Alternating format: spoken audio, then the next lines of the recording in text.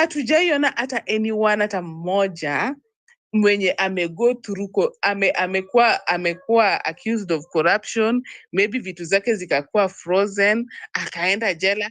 If there is any case, hata tuliona tu wakati William Ruto aliingia into power, walijitoa kwa any wrong cases zenye walikuwa nao. Watu kama akina Gachagua wenye walikuwa wamesemekana wameiba pesa, they are walking scot free. So who is accountable? Then after 2 years to 3 years, watu kama hao wakikuja kutuomba kura, we empathize with them. We empathize and make them feel like waliekelewa, hawatakwi, hawasijui nini. And we are not looking at where was the problem initially. So watu kama hao, they run scot-free, they walk scot-free without paying for their crimes.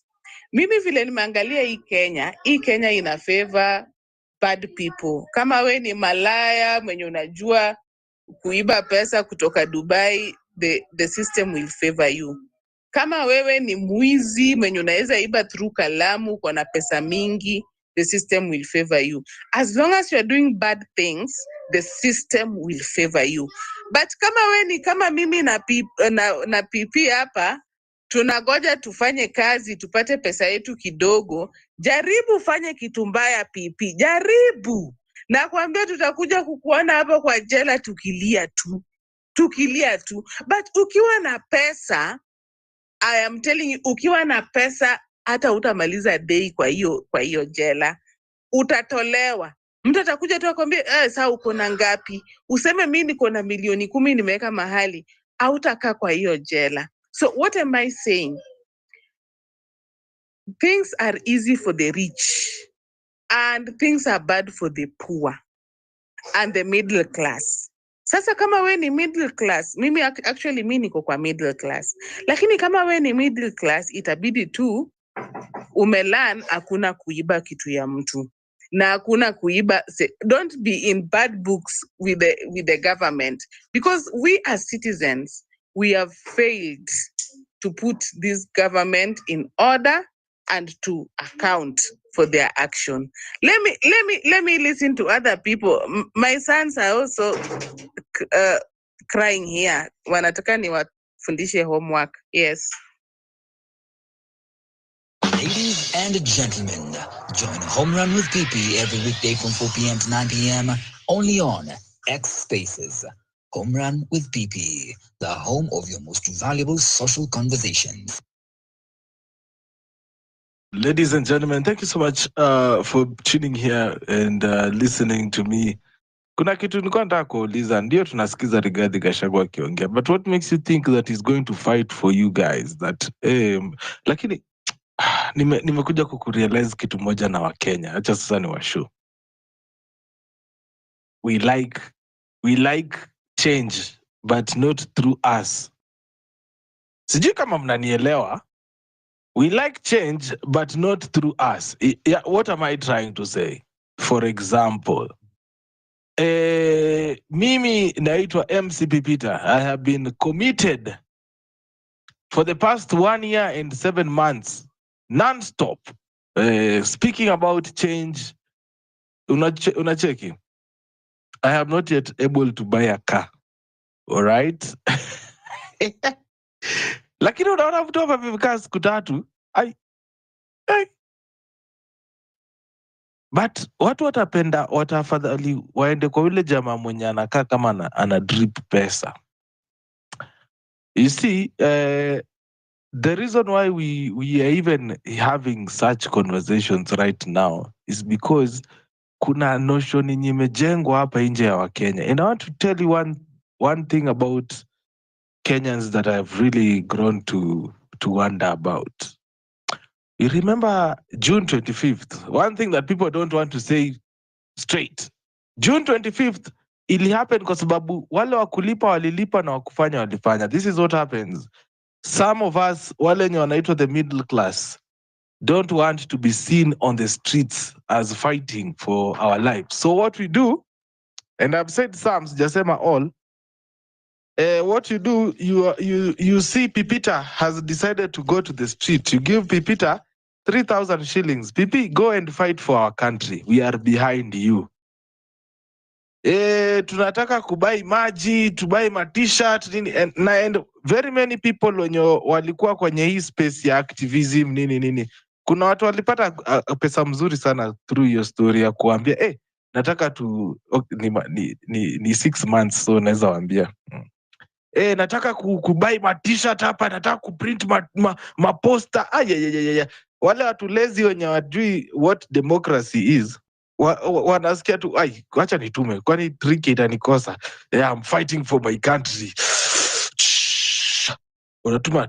So kijana anaenda anafanya mambo yake pale hivi, alafu anawatumia mapicha. Unalala unasema nilipigania nchi yangu leo. Haya, sasa saa hii hiyo tabia tumeitumia. Unajua, kwa hiyo tunaweza sema okay, there are people who are in the diaspora who could not be able to come and do this because of one or two things, si ndio? Hiyo si tumeelewana? Haya, so in the height of all these maandamano nini, Rigathi Gachagua Geoffrey was in the seat of power. He was the deputy president. Now how is it that now tena amekuwa msafi kama pamba mwenye sasa itiadi mnasema inject? Now mmeona tena hatuna kitu kingine ya kufanya, wacha sasa Rigathi atupiganie. Anakupigania wewe na nani? Mimi najua, nakumbuka vizuri akisimama pale hivi kwa press conference alisema my son Keith walichukua kalonka 500 million. Hata nyinyi ukweli hivi 500 million ni kitu inafanya kitu kweli? Leo na celebrate 19 months kwa home run with PP, sina hata kitu kwa tipja. Mimi naweza jikompea kweli na mtoto wa Rigathi kweli? Wewe mlisikia vizuri, hoteli kubwa zote Nyeri ni zao, Nakuru ni home. Hata pale duka kubwa ya pale kwetu kwa compound si yetu, sisi ndo hatuna hiyo duka kubwa kwa wote. So you want me to believe that this man all of a sudden after ametolewa, hakuna mali walisema eti is spreading in. He has been going through the same region, so which means we were right that he was tribal, but hatoki kwa media. Chance kidogo hivi kwa media katoki.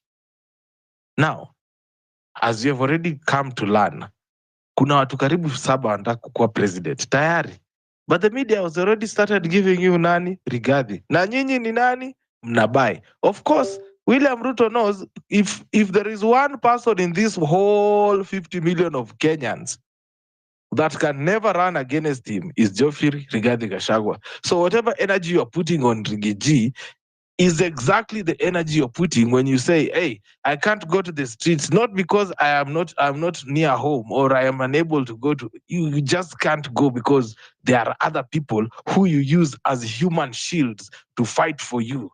That is why you get that there are people who get abducted, tumepigania mpaka wametoka, kuna wenye hadi wa leo hawajaonekana for 6 months. Why is that so? Why is that so? Yes, it is this armchair activism yenye tumezoesha sasa kufanya. Si tunaambiana ukweli, unajua kipindi ni tusha confirm kipindi yetu ni yetu. Tuambiane kama Wakenya. I don't have a big number of followers, but I'll tell you this. We need to stop these games. We need to stop these games.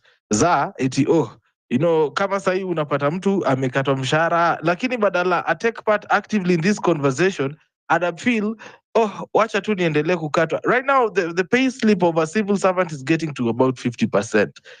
Sisi wengine hatujaandikwa kazi. I saw one of our friends who is a listener here saying that she has received 5 rejection mails in the month of January alone. That is the reality of the job market. The Federation of Kenya Employers says in 2025, 60% of all companies, 60% of all companies will not be hiring. 60%. Okay, let us do some statistics. The government in 2022-23 financial year, that is when Home Run with PP started. When we were streaming that budget, they said the then finance minister said they had halted government hiring for how many years? Wacha niwaambie, miaka mbili. The only people who are appointed in the government right now are those political seats huko juu. Civil servants for the past 2 years have not been hired because they are auditing the payrolls, because they say they have ghost workers, so they are, in air quotes, removing the ghost workers. They are also doing what? They are now actually giving you a chance to apply for jobs, but there are no jobs. So yes, that is maybe something I wanted to get out of my chest before we continue. That we need to stop this armchair activism. Rigathi Gachagua is not going to save you. He is coming to fight for his wife and kids. He has already shown it. I don't know why we keep on looking for saviors. Wewe kama unaona hakuna savior, kama unaona hauwezi ongelea nchi, you just let it go. Then depending on people that have already clearly shown that they are political. Sahii nimeona mmeanza tena kuenda side za Raila. You know guys, mniambie tu kama hiyo passport nilichukua niende nitafute. Marafiki zangu wenye wako US wanitafutie kitu niende nifanye, because sasa it's now getting serious. Like we are here one day tunatupa mawe hiyo side, kesho afadhali huyo sasa. I hate it. We need to do better than that. So it's 7:45 p.m. East African time. Let's bring in Eve tusikie anasema nini. Eve, hi. Vipi wewe unasema tunataka marafiki zako wakupeleke US? Ungejua US venye inakupangia kwanza hapo kwa visa, venye inapanga sasa, waone venye wanataka kwanza kucontrol venye wanapatiana Kenyans and Kenyans their birth certificates and their passports. No, not their birth certificates, but their IDs. I heard somewhere on TikTok that the alleged appointee coming to Kenya from Trump's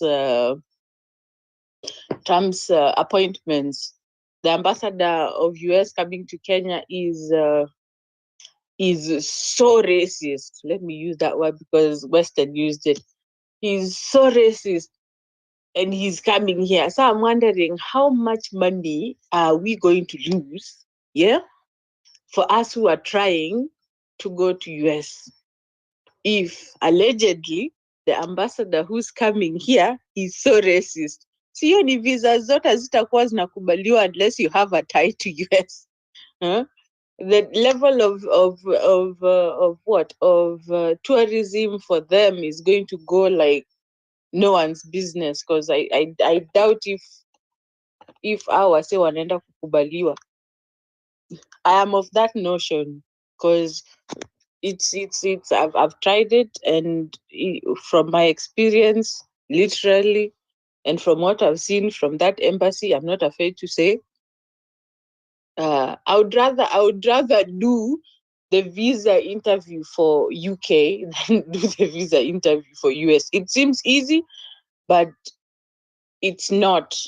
Inakuanga mwenye venye that interviewer au mwenye anakuinterview ameamka hiyo siku, hivyo ndo vile inakuwa my feelings. I think a friend of mine told me something of a sort, that when you are going to that window, do know that whoever you're talking to is an expressive person. Unaona? So anapenda your expressiveness and things that are similar to being expressive but not very technical. You do your expressions, be good, be kind, do all those things, and maybe you get your visa. That's beside the point. You've touched on so very many things today, and me, what has been piquing my interest most of from everything that everyone has been saying is we need to take responsibilities as citizens. Not everything hapa hivi itafanyiwa, as in tutafanyiwa. Take for example,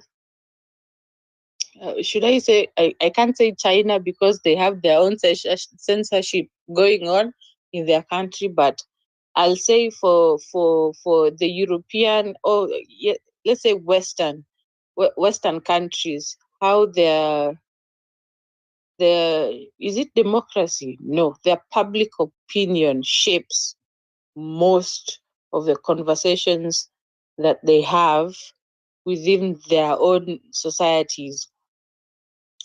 Take, for example, this situation about Trump. You will get some media that talk about him positively, some medias that talk about him negatively. But at the end of the day, that conversation is being had on different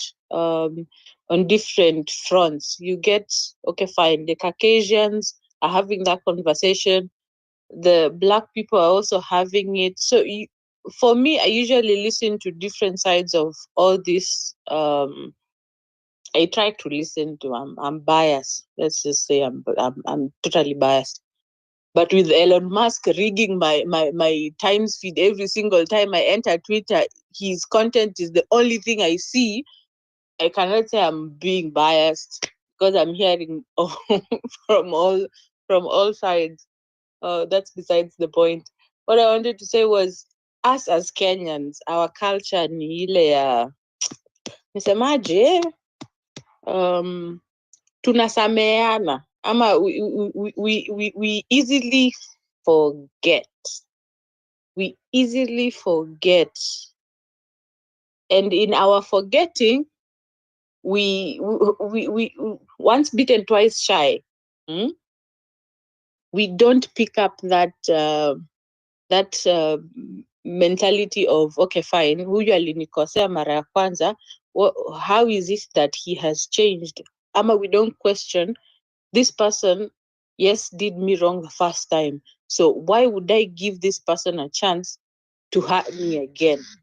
Why would I give this person the leeway to even, because if you give a politician a chance to take a step, he will take 100.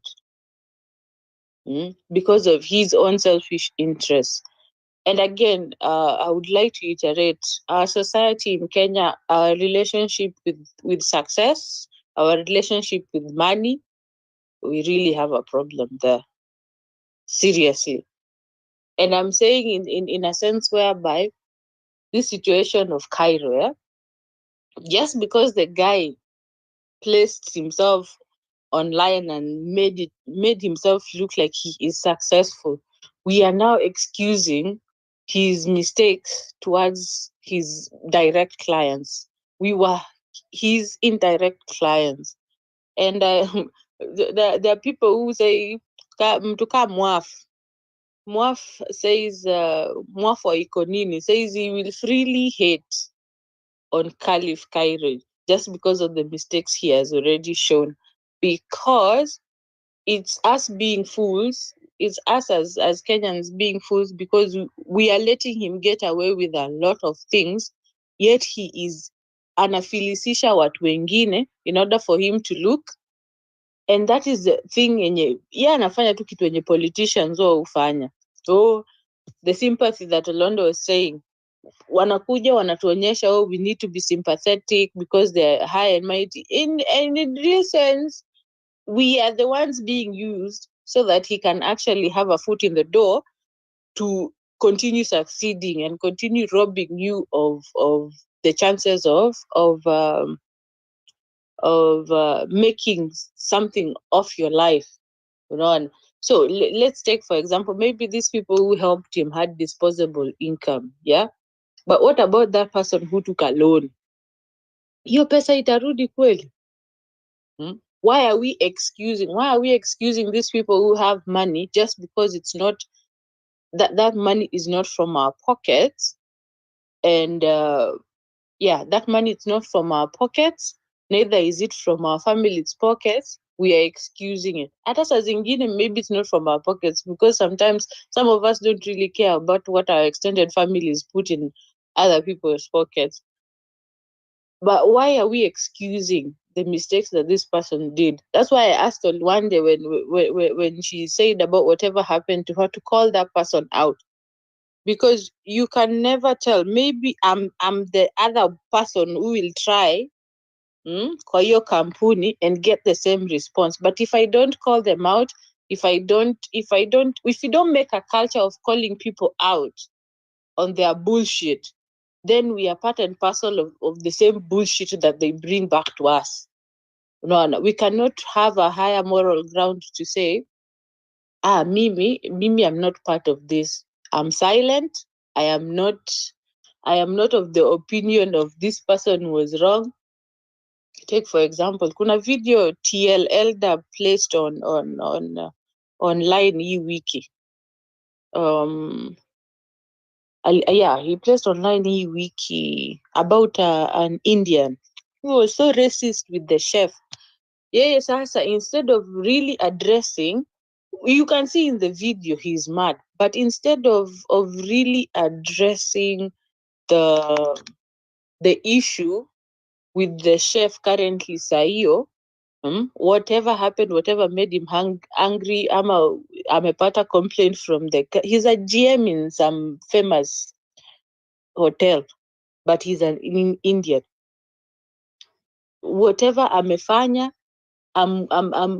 amsomesha kama ni kumsomesha, ameenda akaanza kupigana na vegetables zenye zimekatwa akianza kuzimwaga chini. I think some of you have seen it. I got angry seeing it, and I'm like, so this is how people in high-end places are treated, yet these are your employees. How is it that you're motivating these employees to work extra hard for that hotel to actually give back best services if the topmost person is demoralizing them? To context now, our national government, how are they giving us morale to go forth and go forward and look for these opportunities and give back to Kenya in taxes?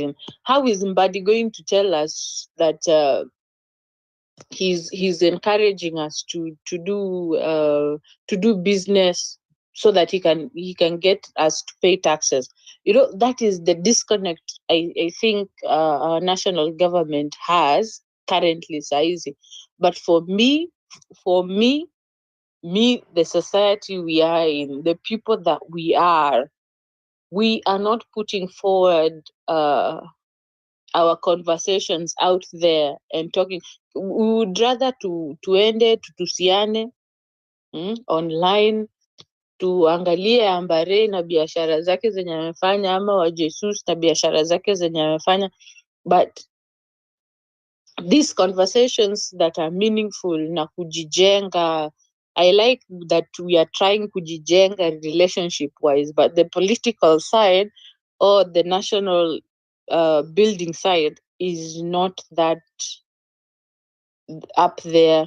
We are trying with the business and the relationship part, but when it comes to national cohesion, bado hatujafika on calling, okay, fine, yes, akina Eric walianza, but hata hao pia I think there is a gauge when it comes to being in a media house.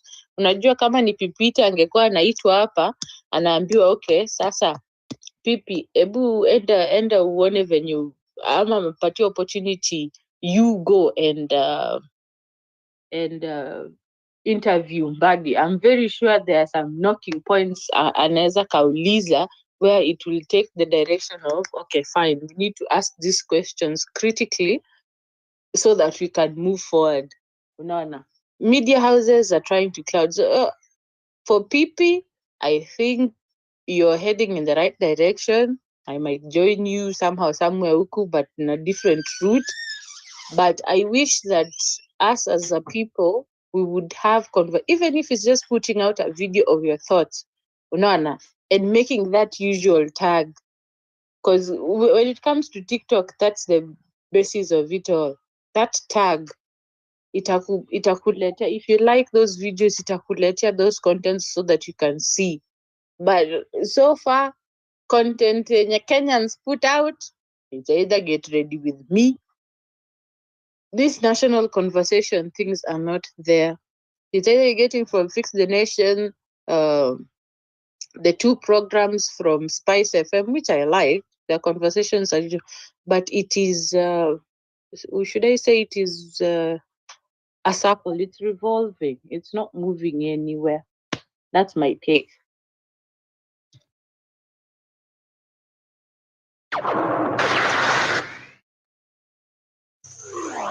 Five, four, three, two, 1, 0. Welcome. Home run with Pippi. Yes, yes, yes. 3 minutes to the top of the hour. Thank you so much, Eve, for that submission. Naona Diamonds ako kwenye laini. Diamonds, how are you doing? Before I bring in Diamonds, I'd like to just point out that earlier on today, I was pointed out to the fact that we are looking at over 7 pages. Yeah, guy. Mnanisikia? Hebu niekeni na emoji ya 100 kama mnanisikia. It looks like Diamonds anipati. Can you hear me? Yes, it looks like Diamond ndo get. Rotate, Diamond. The mic is yours. But yes, so my friend had tagged, had tagged me, Obeds. Hey, PP. Yes, Obeds had tagged me on a post where he had said that the Daily Nation from page 26 to around 33, that's about 7 pages, all auctioneers. All auctioneers. And also the court has come out to say that there are about 6 companies that file for auctioning. They file to auctioneer you, but when it comes to times to show up in court, they don't show up. So the courts have just had to come out and point that out. What is happening? So on one side, the guys are insisting that the economy is working, but on this other side, we are seeing auctioneers are taking people to the washers. Very, very, very weird. I want to hear from Diamonds, if you can hear me, Diamonds. Yes, I think I can. Yeah. Yes, I can hear you loud and clear. Yes. Okay. So for me, I think I just read that story on Cusco East. I went through like 3 or 4 paragraphs. At some point, I just got tired. I think I saw somewhere in the statements that the director, one of the directors, was replying to the journalist who was following up the story. Akamwambia, just leave that story alone. If you, I think I'll look for it. Just 1 second. I want to read it. I just want to read that key part. This is what he said. Anasema Mr. Ototo. That's his name. Mr. Ototo rebaffled the Business Daily's request for comment with this response. With respect, keep off. You have no details of what you are looking for. You may end up being personally responsible. Full stop. I read that thing almost 3 times and asked myself, so who is protecting him that much? And what is it that he doesn't want to talk about? I watched the US Senate the other day when F. Kennedy, not F. Kennedy Jr., but some Kennedy there, a senator called Kennedy, when he was giving the story of the billions that they were trying to recover, that's actually being wasted by organizations, parastatals, and blah, blah, blah, blah, blah. He said that if I asked people to count from 1 to 1 billion, it would take him 32 years. Yani, akianza saa hii, tuseme leo ni tarehe 10 mwezi wa pili, aanze 1, 2, 3, 4, 5, hivyo. He would count for 32 years for him to actually complete a billion. Now, Cusco seems to have swindled 13 billion. So if you were to count 13 billion, so you would take 32 times 13. That number is way over 400. So if it was PP counting, and then he has to pass it to his generation, which is he passes it to the son to continue counting, or the daughter to continue counting. That daughter would also count until when they get to 100 years. Probably they die at 80, 90, or 100. They die. They pass it to the next generation and to the other generation. So if we are talking about counting, each of them would count up to, say, 2.5 billion, and then they would die. That's almost 90 years. Why am I talking about it? I just wanted us to understand, when we say somebody has stolen 13 billion,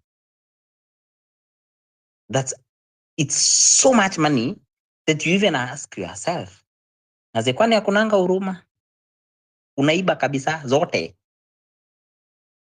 But again, they do it with a lot of confidence because our justice systems and institutions have collapsed. So they know very well. No one, that case imeishia hapo. That story that we read today in the papers, that's the end of it. No one else will follow it up. What do we call? EACC might follow it up for a week or two, and then they will drop that case. It goes. The guy has made 13 billion, him and his friends, and that is it. The circles will now start looking for where to get the money. Itabidi wamejikwamua na watajikwamua na savings za watu. It's the best way out. Insolvency. The thing is already insolvent.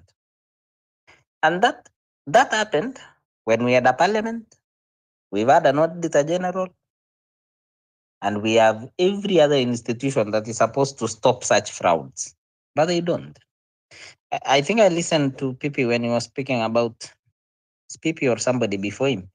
They were speaking about how the courts throw away some of these cases. I remember the MP for Sirisia. Don't remember his name very well. He was supposed to have been jailed for 68 years. Then akashinda hiyo kura 2022. And then he appealed on the case. On one appeal, just one, he just appealed it, went to the Court of Appeal, everything was overturned. He's now a clean man. Has no case to answer. Everything that he did or he did not do, the courts have said he's a clean man, leave it at that. So we really don't have systems that operate. They don't work. Those systems don't work. I've had the people asking us, why are people now loving Gachagua? I don't know. Is it love? I don't think so. What is it? People want Ruto gone. I think if you ask me, I would personally vote for a cat, but not Ruto. I would vote for a dog, but not Ruto. I would vote for anything. Name any animal. I would even vote for a moon, but not Ruto. I've made that personal decision that whatever will be in the ballot, and it has to be something that has a chance of winning. That's also another one. Because look, if you decide to vote for someone that you actually think he won't even win, somebody who does not have the aura of looking for votes, let me tell you, the Kenyan election is a serious thing. Ask Wajakoya, who was being loved by everybody. How many votes did he get? If you voted for him, it would still have been Niasara ingine tu. So, you know what, people? I don't think people love Gachagua. People are just tired with Ruto. Extremely tired. No one loves Gachagua. No one. But the thing is, you have to ask yourself, if I gave you Ruto and a cat, what will you vote for? That's the question out there. If I gave you Ruto and a cow, what would you vote for? The cow or Ruto? And I have my own reasons. I think I have my own reasons. I would name at least two of them because I don't want to be in the mic for a very long time. Look, there's something that I would easily call a scam that is ongoing. There's something called housing, the housing project, and the housing ulabalu. I talk about it every other day because I think as a country you might have lost the direction around it. So first, there's a levy that is being deducted by every worker in the informal employment. This levy gives the government about 7 billion a month. Translates to somewhere around 60 billion in a year. I don't know, do the math, somewhere there. If you are 7 billion, you would actually be able to build maybe 20, 30,000 houses with that amount of money. We've collected over 100 billion as a country into that levy so far. Today, no one knows where that money goes to. We've only heard that actually the government is taking some of it and using it to buy treasury bills. Kwa wenye waelewi treasury bills ni gava imechukua do za wase, za walimu, za madaktari and everybody. It's taken that money. Then it is now borrowing that money again. So it's taken it to build houses, but they've decided, okay, we will not build houses. Let us borrow this money so that we can pay a certain loan. Fine. Now, once they've borrowed 40 billion, as I think I saw a newspaper article. The 40 billion that they have borrowed, no one knows who will take the interest. That's the first story. 40 billion pesa mingi, at about 10, 11% interest rate is a lot of money.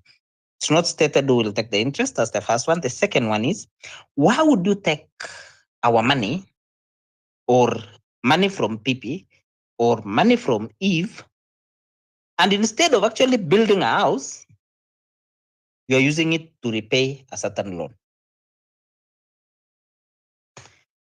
If that doesn't make you tired, then I don't know what does. You probably don't have a job today, but you'll get one somewhere in the future. Or you have somebody who is working somewhere.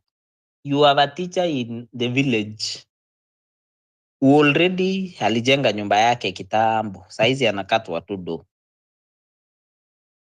The government has decided not to build any houses. They've completed 1,000 houses in 1,000 houses in the last 18 months. Less than 1% achievement. Why? Because it is not about housing. Some other funny scam. People, I can talk for 5 hours, and I don't want to do that. I was just talking about that one. I will talk about SHA another day. I will talk about all those other things that I think are going wrong. But for me today, I am of the strongest opinion that if we had a parliament that operates, and if we had workers' unions that work, that levy would have been scrapped a long time ago. If it wasn't about housing, there is really no need of deducting people's money. You deduct from John to go and lend government. You deduct from Peter to go and lend government. One day, we will be unable to actually tell who took the money. Nimesikia pia NSSF wanaenda kuongeza hapo, wanapiga double this month. Atuoli yako sijui London akifanya nini. Sawa boss. Nimemwona lakini enyewe zibai aura. Nimemwona amenunua nani za Arsenal. That's why my friend Teddy hayuko hapa leo, ningemchekelea na mafans wa Arsenal wenzake. 5,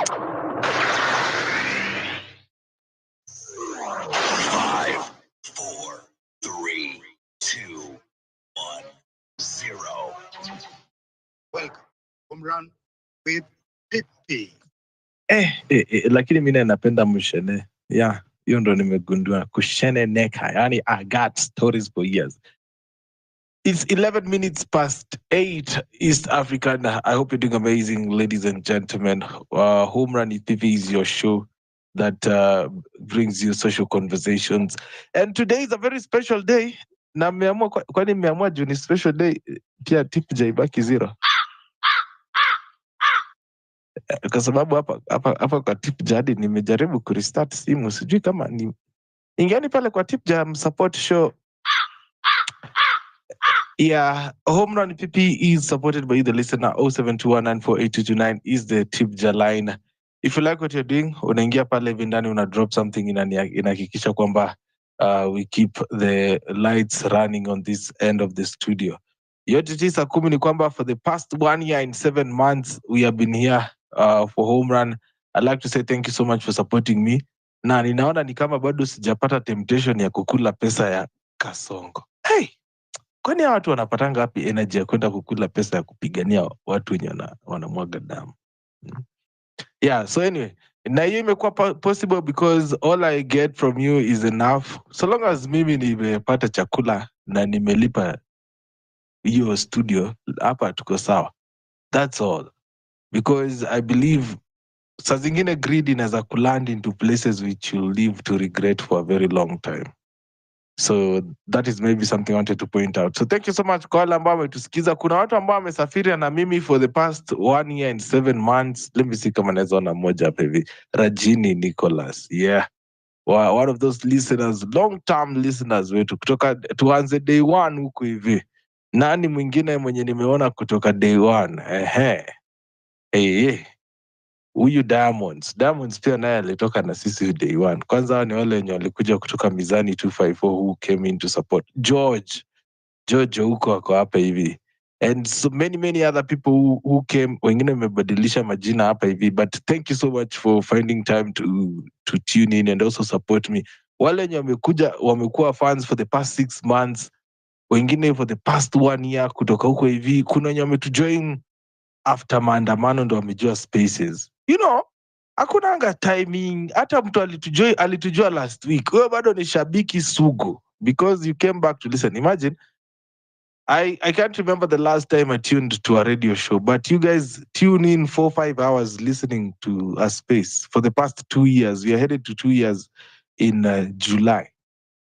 So thank you so much for supporting me, of course, and of course coming in and talking to us with these conversations that we have here. One of those shocking things that I was shocked in after that Cusco statement from Diamonds is that 13 billion shillings disappears, and we sijui ni nini naweza sema, like 13 billion disappears and nobody is taken to prison, no money is recovered totally. 13.3 billion is wiped from an economy. Nataka mfikirie kidogo. 13.3 billion, kila mtu hapa kwa hii space anaweza pewa, kila mtu anaweza pewa half. Tuko watu wangapi? Tuko watu 60. 13.3 billion. That is 13. Let me just type it out here so that I can see with the commas. 13 alafu 300 million. Yes. Hiyo 09? Yes. Divide by 60 people. Yani nikikuwa tu very benevolent. Nikiwa benevolent, nimeiba 13 billion, niseme all my listeners hapa kwenye Home Run with Pipi, your life is now in my hands. I will give you exactly 221,666,666. Imagine what you can do with 200 million diamonds. Yani hapa nimekushtua, nimekuwekea Josh. I think we need to start having, na kesho tuko na hii conversation. Tunaingia mwezi wa 8 na fujo sana. Nataka tukue tuna address corruption na vile tuko kwa space. Tunagawana hii pesa. Sawa. Ndo at least watu get picture. So, nimewambia hiyo ni 221,666,666 shillings. Sawa, wacha nimwambie in dollars kwa wale wenye mko uko hivi nje ya nchi. Hiyo 221 million. 666.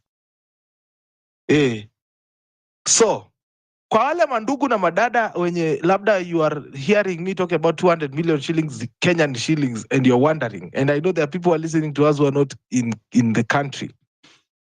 In United States dollars, it is $1,000,719,679. Yes.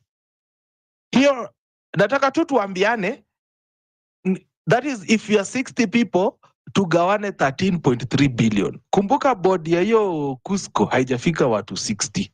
Nataka tu tusikie, labda nikiwa explainia na Kiswahili labda tutakasirika wote. In pounds, hiyo ni 1.3 million pound. Hata wewe utaishi London, I think you can buy a house in London for 1.3 million pound. Sijaishi London, sijuani London, but I think you can do that in London. Ini kama huku kwenye kina nani wanaishi Tanzania, unanunua Ngorongoro Creator for one person 220 million. So 13.3 billion was taken from Kenyans in their pockets, ikaenda tu fwap. Pesa yenye sisi inatuchangia life, because 220 million I don't think naweza kuwa nikirun home run with pipi kutoka kwa bedroom. Hiyo nimetosha kujenga a whole studio. Na imagine ni 13 billion tumegawana watu 60. Hao ni watu 60, life yao imechange forever. I don't believe anybody can get 200 million shillings sahi na kwe maskini. So nashindwa, hawa majamaa wanaiba every day, and that is what we will be discussing tomorrow, Diamonds. The real cost of corruption. Tutakuwa tunachukua scandal kimoja, tuna divide hiyo pesa in this and look at it very carefully. Because I can't believe it, man. Honestly, mtu kabisa anachukua 13.3 billion. Hiyo ni 100 and hiyo ni 13,000 million. Akaenda nayo. Na unasikia ana threaten journalists. Can you imagine? Olwande, your hand is up. I wanted to hear from George, lakini kama amedondoka kwenye listener. George, if you can get me, request the microphone. Olwande.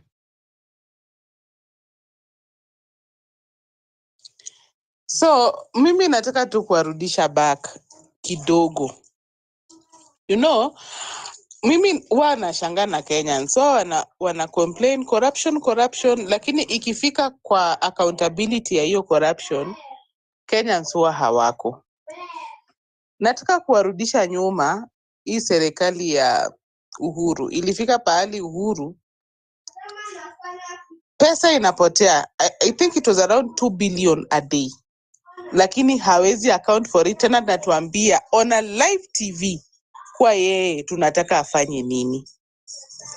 Now leave alone that, ukiangalia history ya corruption vizuri, mimi I tend to think, nikiangalia tu hata Nairobi County peke yake, and I want to go back to Mike Sonko.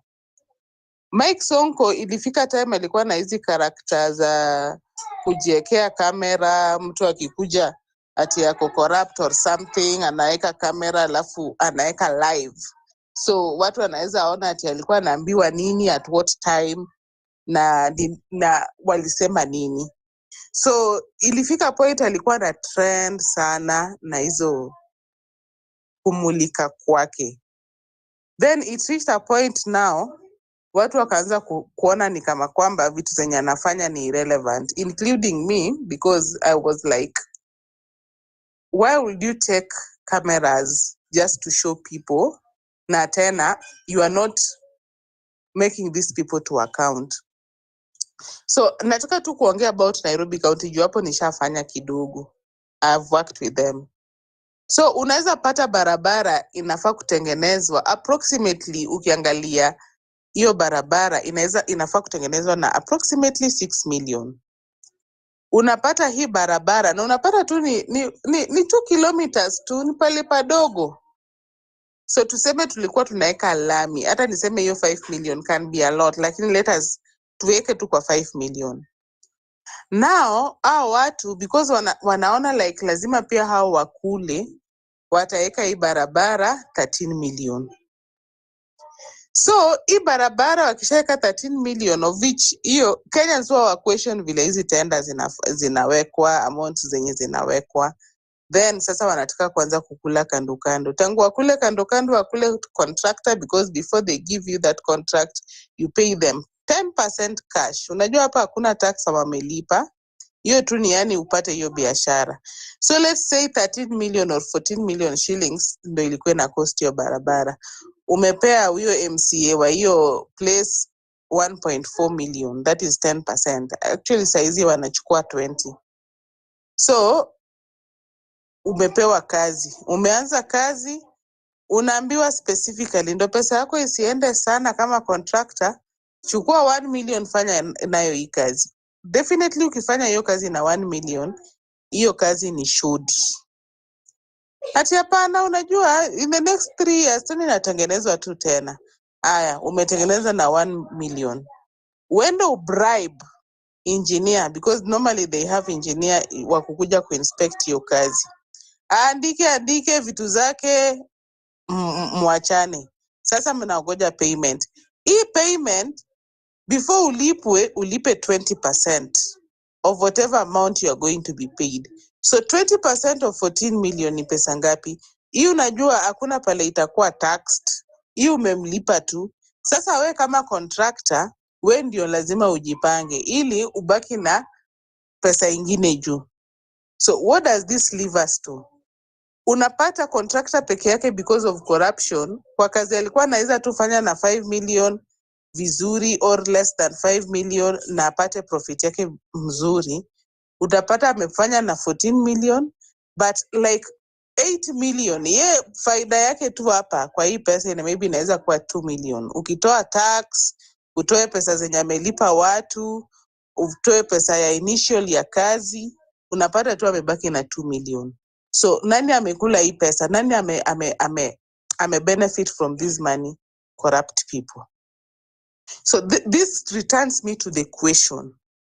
Don't we think that we Kenyans, we are also the problem apart from our leaders?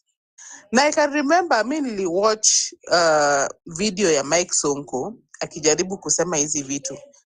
And what I've learned about Kenyans, leaders wenye wanawaambia ukweli, hawamtakangi, hawataki hao leaders at all. Leaders wenye wako mouthy, wenye wanaweza sema ABCD is happening, they are mostly not one. They start tarnishing that person's name and itafika point huyo mtu atakuwa irrelevant. Now, coming back to hata hii issue yenye tuko nayo na hawa leaders wenye saizi, vile saizi hata hii Cusco haste. Utapata hii pesa imekulwa na government officials and right now it is the situation is pathetic. Right now I can tell you for a fact PP, hapo kwa Nairobi County, nobody anataka kufanya hizo kazi. Hizo kazi saizi zimejaa na wanabembeleza tu na watu. People don't want to do them because at the end of the day you want to be paid. If you threaten them with taking them to court, wanakwambia sasa sisi ndo serikali, wewe ukitaka kuenda kotini, enda tu kotini. There is nothing you are going to find in court. And indeed, ukienda kotini, you are wasting your time. Kesi yes watashindwa, lakini bado hakuna mtu atakulipa. So what is happening? Ukiangalia Kenya peke yake saizi tuko na debts. Ukiangalia Nairobi County, there are billions of debts. Every other county ziko 47 counties. So what is happening? Pesa yenye inakuwa injected yenye inalipa hizi vitu ni kidogo. So unapata Nairobi County peke yake iko na maybe debts ya 2 billion. Pesa yenye imekuwa released tuseme hata ni 1 billion. So inamaanisha kuna deficit ya 1 billion shillings here. So that is how politicians now take advantage. Sasa ni unaweza toa 20%, niangalie vile unalipwa. So that is how Kenya is running right now. And that is why I'm saying the problem is not only our leaders. We are the problem. Sisi pia ni shida. Unapata, mimi kama mwananchi, I have normalized kutoa hongo, kukua corrupt is a normal thing. Mpaka imekuwa an order of the day. I wanted to give an example as well. Unapata ukienda tu kwa hizi offices zote za serikali. Me, I've worked with them. I have also been able to access their pay slips. Actually, hawana pesa. Wako na a lot of debts. So unapata most of them are slaves. Juu kama umechukua loan pahali, hiyo loan unataka wamekupatia 1 million, wewe unataka kuilipa na 4 million. Then hii 4 million, I don't know you'll spend how many years paying it. At the end of the day, huyu mtu atakuja kwa nani? Kwa wewe mwananchi mwenye unataka services kwake. So how are these people surviving? Juu unapata sasa payslip yao wako na 8,000. 8,000 iwezi kukalisha hii Nairobi. Let us be factual. So unapata wewe ukikuja hapo unataka service, utalipia hiyo service tena, unalipia service ya salary. Unapata unalipa kitu kidogo, kama unajalipa kitu kidogo, hiyo kazi yako hakuna mtu anaguza. So that is what is happening, and that's why I'm saying we Kenyans, we are the problem. Si hata leaders peke, we as people. Now, coming back to Eve's question, Eve, I didn't want to disclose that here because I understand that company, that organization wanted someone who can speak Kikuyu language, because I'm in NGO space, and that person was supposed to do that work, do research in Moranga before putting a presentation here in Nairobi. So there will be a language barrier for us, and that is why they opted to take another person. I was just disappointed, yes, but looking at the nature of the job, they were just right to do it. Yes. So I think that is the problem that is happening in Kenya. Tunafaa kujiangalia sisi kama wananchi. Wewe kama mwananchi, are you doing the right thing? Because at the moment you accept to give a bribe, from wapi? From huyo mtu wa polisi unapata hapo karibu kwa barabara, then unaitransfer to shuleni. You are the problem, and this thing has risen mpaka walimu wenyewe wako corrupt. Kama sasa wenye wanadeal na watoto wetu, almost 90% of their time wanadeal na watoto ndo wako corrupt. Unapata exams zinafaa kupeanwa, wanaenda huko kwa NEC officials, wana leak exams, then they want to give children why. Unapea watoto why aje na wewe ndio umeliki exam. Si hao ndio walienda pale NEC wakaiba hizo exams wakakopi. Ni wewe ndio ulienda kuzitoa. So let us look at ourselves as Kenyans. Before we start pointing out a certain leader, change should begin with us. I think let me continue listening to other people as well. Home run with Pipi. Eve, mkono uko juu. I want you to give a quick rebuttal before I go to George. Why do you always think it's a quick rebuttal, Bata?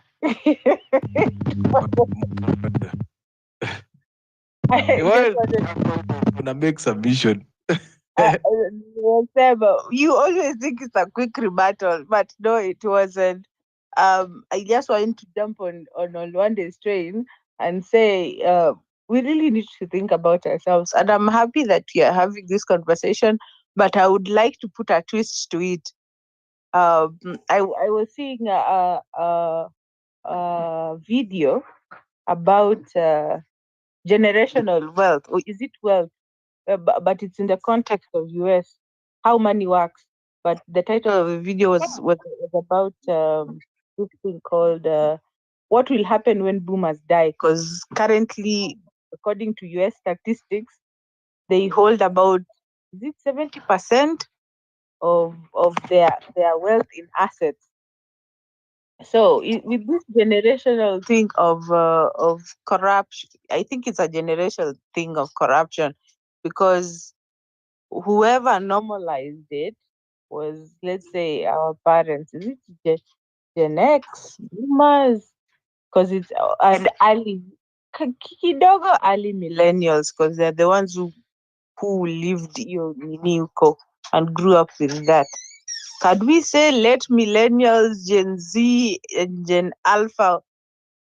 Can we have an honest conversation and say, okay, fine, if we are part of the problem, can we take ourselves out and try and sort out these issues? Have honest conversations with maybe this older generation, our parents, and teach them, or have a listen to them, because in Asemekana, the older generation think they know so much, but yet currently saizi us as the younger generation, we know more, in that we are so versant with the current times. We know technology and all these kinds of stuff. We are so versant with the current lifestyle kualiko, unaona. So can we take ourselves off and say, okay, fine, if we know we are part of a problem, how are we sorting out these issues? And I'm glad that we are having them, but I wanted just to point out that most of these corruptional cases, and even this redundancy, me shida yangu ni how Kenyans we are being taken as fools. Well, sometimes someone comes up on kama ile story I think people, was it in this space, story ya Sava ati inataka oil. Oh my god, that was the worst. With it was actually the worst thing, the worst thing. Rafiki zake wa Sava huko headquarters. Hii yetu ya kubebeshwa ujinga, I think we need to stop it. That's why I said, okay, fine. We also need to call out these people and how they talk. And actually, if the legacy media isn't going to do it, then it's up to us as independent people to actually call this bullshit out and state it for what it is. It's bullshit. You cannot say that you are waiting on oil. Seriously, oil imeshawaingizwa wapi server, unless you have a server room that is running on mechanical uh, generated energy that needs kwa hizo gears. That's what you need the oil for the server to run. That's what I wanted to add. Well, okay, thank you for that, Eve. Sina nikwambia ni quick rebuttal. Sasa si mimi najua. George, how are you doing? I'm fine. I am well. Karibu sana. No, thank you so much. I'll just go ahead and give my submission. And first of all, I think I'd want to disagree with the immediate speaker, mwenye anasema we are being taken for fools. Today morning I was listening to something. Someone was saying it's one thing for someone to like create an offense. Like someone can do something that's offensive to you, but it's another thing for you to take the offense, you know. So if alikuwa anasema Kenyans are being taken for fools, I'd say yes, we can be taken for fools, but do we accept to fit that box? Like, do you accept to be now the fools? Unaona? And I think for someone would argue that yes, sometimes we do that.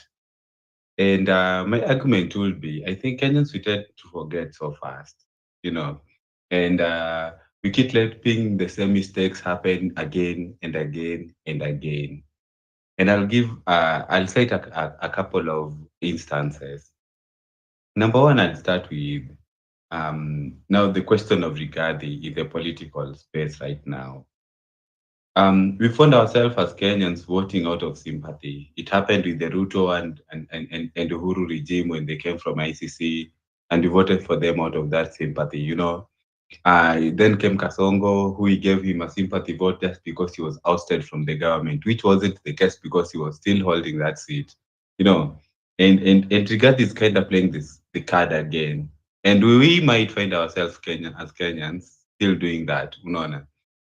And the question becomes, like, do we really get tired of these suckers? You know, and it's the thing I've been asking. Like, do we really want that change? You know, we speak about it. We know the change that we want. You know, we know the things that we should be doing, but are we really doing them? Unaona? Another instance is like just the other day we had post-election violence. A couple of people here wenye tuko nao hapa hivi walilive kwa experience, you know. But again as Kenyans, like do we learn from it? Unaona, mtu amesema hapa hivi kwa hii space tu akupewa job because of his or her last name.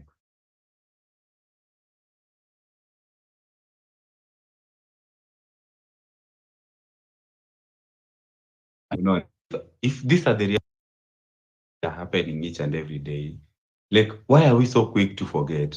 Why are we allowing these politicians to take us through that path again? Hmm? Like Do we have to be reminded after every 5 years that I'm a Luo, I am a Kikuyu, and be aligned to vote according in that line? Unaona? Those are the things we talk about each and every day.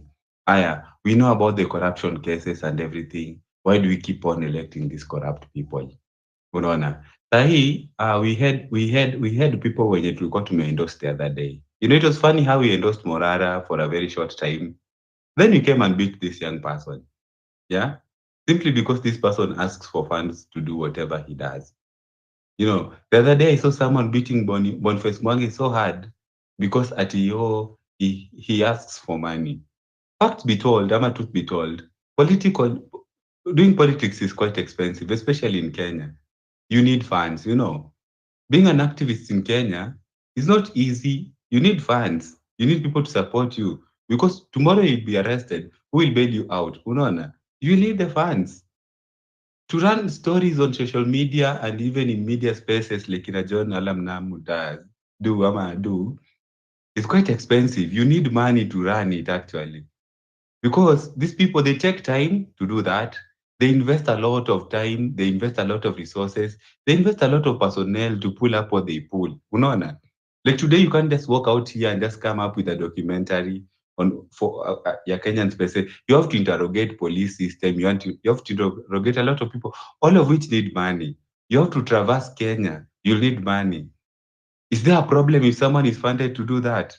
At least that they're funded to do something that is positive.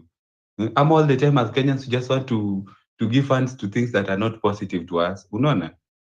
Leo tulikuwa tumechangia nani anaitwaje huyu jamaa mwenye allegedly anasemekana amecon people. Like we funded, we never asked any question.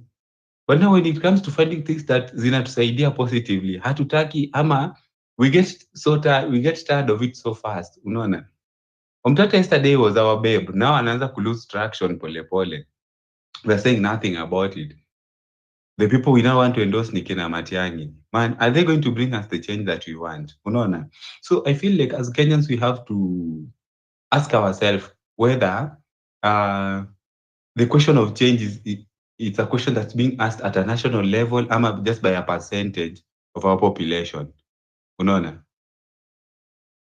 Hello? Nakupata. Okay. Yeah, so with that in mind, sasa inafaa tuanze kujiuliza like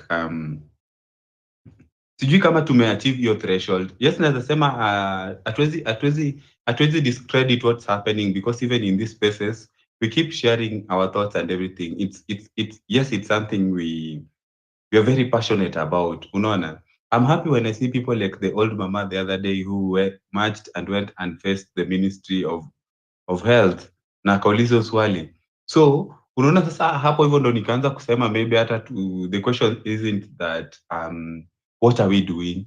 The question should be like, what am I doing? You as a Kenyan in your space that you're existing in yani, what are you doing? Unaona? Mwenye ulinyimwa kazi because you're from a certain tribe, what did you do about it? Na ulikuja hapa kwa space mtu akakuuliza to call out that company umekataa. You know, no, the question is, what are you doing about it? Did it hurt you so much that you do? If it hurt you so much, then you should call them out. Ndo next time isitendeke mtu mwingine. Unaona? The stone that you leave untouched today, kesho itaenda affect mtu mwingine. Unaona? So inafaa tu every time kwa kila space yenye huko, juu kama sisi wenye tumegather hapa, I believe tumegather because maybe you want to share your thoughts ama you just want to either be part of that conversation. Unaona? Hiyo ni kwa the social media platform, but from the place where you coexist each and every day as a person, what are you doing to be that change that you'd want to see? Unaona? And part of it